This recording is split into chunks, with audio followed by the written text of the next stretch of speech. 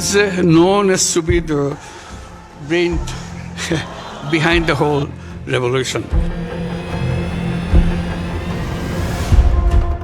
He denies it repeatedly. He said, not me, many others. Bangladesh में तख्तापलट के बाद शेख हसीना को देश से सब कुछ छोड़कर भागना पड़ा। फिलहाल वो भारत में है, लेकिन कब तक रहेंगी इस पर अभी भी कोई क्लैरिटी नहीं है। बांग्लादेश में जो कुछ हुआ उसके लिए पूरी प्लानिंग की गई थी।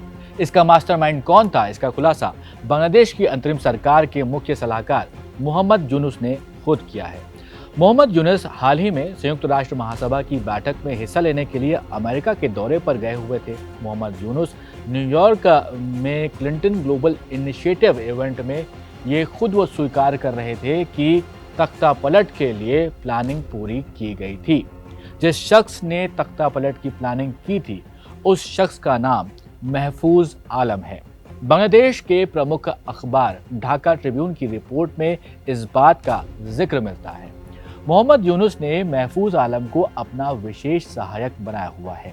इस रिपोर्ट के अनुसार इवेंट में मौजूद मोहम्मद यूनुस ने वहां पर मौजूद लोगों के सामने महफूज आलम का इंट्रोडक्शन दिया। मोहम्मद यूनुस महफूज आलम के लिए कहते हैं, वो भी किसी अन्य युवा की तरह ही दिखते हैं जिन्हें आप पहचान नहीं पाएंगे, लेकिन जब आप उन्हें काम करते हुए देखेंगे, जब आप उन्हें बोलते हुए सुनेंगे तो आप हिल जाएंगे।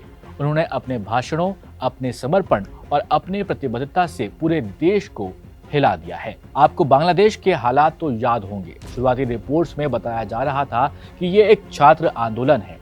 बाद में रिपोर्ट्स आने लगी कि आंदोलन को हाईजैक कर लिया गया है। ये अब स्टूडेंट्स का आंदोलन नहीं रह गया, लेकिन इन सभी कहानियों के पीछे बड़ी प्लानिंग थी, जिसका खुलासा मोहम्मद यूनुस ने कर ही दिया है। महफूज आलम का दिमाग ही था जिसकी वजह से बांग्लादेश में तख्तापलट हुआ। मोहम्मद यूनुस ने पूरे इवेंट में जमकर महफूज आलम की तारीफ की। मोहम्मद यूनुस ने महफूज आलम के लिए ये भी कहा कि बांग्लादेश में उन्हें पूरी क्रांति के पीछे का दिमाग माना जाता है। ये बार बार इससे इनकार करते हैं, लेकिन उन्हें इसी तरह पहचाना जाता है। इसके पीछे उनका दिमाग है, यह अचानक नहीं हुआ है, इसे बहुत अच्छी तरह से डिजाइन किया गया है। महफूज आलम के बारे में और जान लेते हैं यहाँ पर। इनका जन्म 1995 में इच्छापुर नाम के गांव में हुआ था, जो लक्ष्मीपुर डिस्ट्रिक्ट में मौजूद है। ये बांग्लादेश में है। उनकी सेकेंडरी एजुकेशन गल्लक दारूस सुन्नत आलिम मदरसा चांदपुर से होती है। ये जानकारी बांग्लादेश के एक अखबार प्रथम ALO से मिलती है।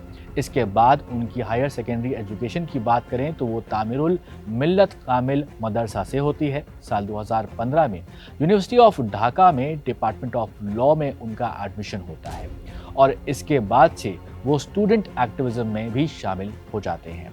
महफूज आलम को महफूज अब्दुल्ला के नाम से भी जाना जाता है। आप कई रिपोर्ट्स देखेंगे उसमें उनका नाम महफूज अब्दुल्ला मिलेगा, जिन्होंने कई सोशल मूवमेंट्स को बांग्लादेश में स्टूडेंट एक्टिविस्ट के रूप में लीड किया हुआ है। महफूज मुख्य रूप से एंटी डिस्क्रिमिनेशन स्टूडेंट्स मूवमेंट के कोऑर्डिनेटर भी रहे हैं, जिसने कोटा रिफॉर्म्स की वकालत करने और साल 2024 यानी इसी साल में नॉन कोऑपरेशन मूवमेंट जो बांग्लादेश में चला था उसमें अहम भूमिका निभाई थी। तो ये थी महफूज आलम की कहानी, जिनको मास्टरमाइंड बता रहे हैं मोहम्मद यूनुस। वीडियो आपको कैसा लगा जरूर कमेंट बॉक्स में बताइएगा और ऐसे ही वीडियोस के लिए आप देखते रहिए स्विच।